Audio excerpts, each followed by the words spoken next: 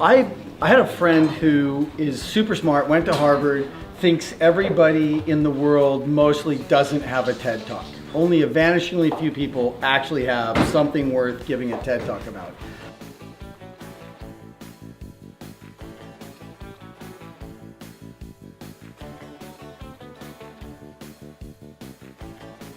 I, however, think everybody's got a TED Talk. Some of them are more close to it, some of them are further from it, but I believe there's a TED Talk in everyone. We had a running battle for years, and he would send me these horrible TEDx talks, and they were freaking awful. And I would watch them and just quiver. They were so bad. It was just painful, and I couldn't figure out what it was.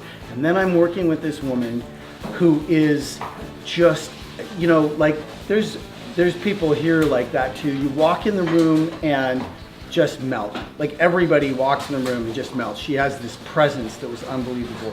And her talk was about how everything she learned from tango, because she apparently had had this horrible relationship and she had just shut down her life and she wasn't available to anyone. She was never going to love anybody ever again. And it was so not who she was. So this was going to be a really interesting talk.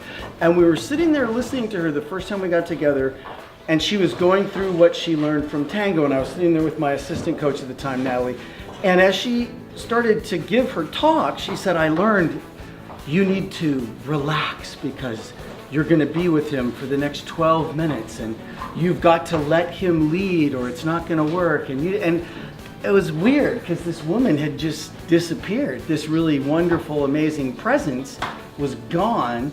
And it really wasn't all that interesting. We were like, ugh. And then all of a sudden, like a bolt of lightning, it hit me. And I said, Gina, will you try this all again? And instead of saying, I learned you need to, say, I learned I need to. Now, did that just give you goosebumps? Because that just gave me goosebumps, just to say that. And she said, I learned I need to relax because I'm going to be with him for the next 12 minutes. And I need to let him lead because that's how we're going to flow. And it was unbelievable. And again, what we see modeled is so often the opposite of what works. What we always see modeled is, well, you know, and when we were doing this, you have to do this and you have to do that and you have to relax and you have to listen to people and you have to let them talk it, right? That's what we all just said as people were sharing what happened.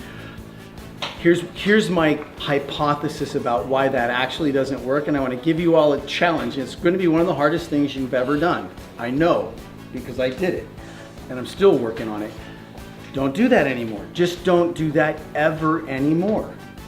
Don't say, well, I learned you need to do this and you need to do that. No, say, I learned I need to do this and I need to do that. Even in the smallest situations, because here's my hypothesis.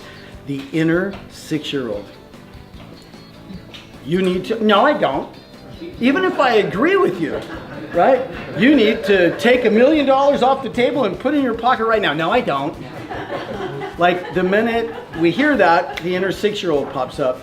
So it's huge in a TED Talk setting. It's also totally amazing in a one-on-one conversation. So that's my challenge to you, is start sharing all those experiences where you might say you, but say I.